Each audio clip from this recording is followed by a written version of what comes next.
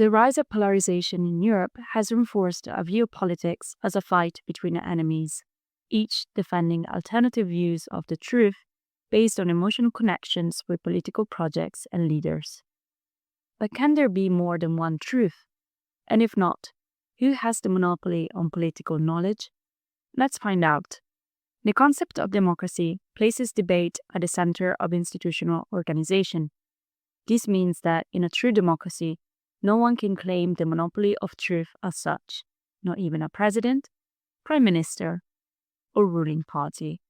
That's why decisions are adopted through complex processes that connect debates in the public sphere with those taking place within institutions. What is key for democracy is to acknowledge that public debate is central to any type of decision-making, but at the same time, to accept that not everything that is said is acceptable. All this is complicated by the rise of post-truth politics. Post-truth politics often implies a disconnection between political positions or decisions and evidence-based politics. Facts can be redescribed or ignored as a base to support public opinions. What becomes important is the expression of emotions. By creating bubbles fueled by fake news, especially through online platforms, the post-truth phenomenon is threatening public debate. People no longer want to speak to each other because they accept everything that fits with their ideas.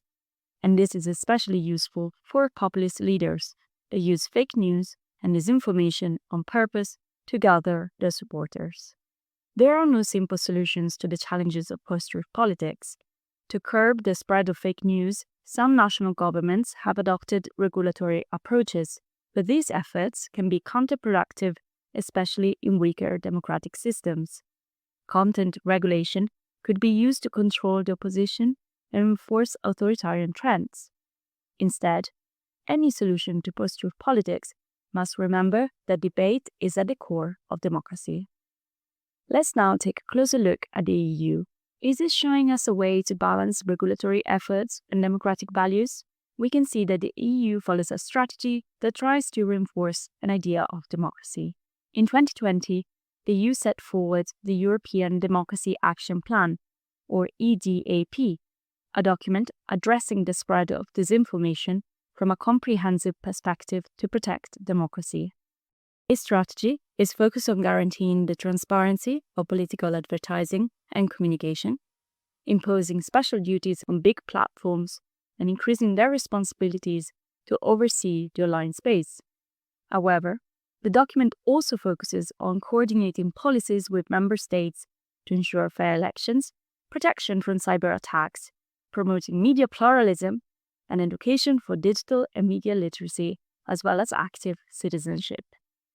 So, what can we learn from the EDAP? It is clear that the EU values democratic deliberation as the core element of democracy. Measures to curb disinformation may not be particularly interventionist, but by looking for new opportunities for civic engagement, citizen empowerment, and inclusive deliberation, the EU is fighting to reinforce the core elements of democratic systems: an open political debate, a transparent and accountable digital ecosystem, the inclusive and effective engagement between public authorities and civil organizations, and the EU democratic sphere, protected from covert outside influence. Want to know more? This video is based on the key findings of the Reclaim publication, What is the EU's Vision of Democracy in a Post-Truth Scenario? A Conceptual Analysis of the Institutional Narratives of the Public Sphere in a Democracy Action Plan. You can find it online.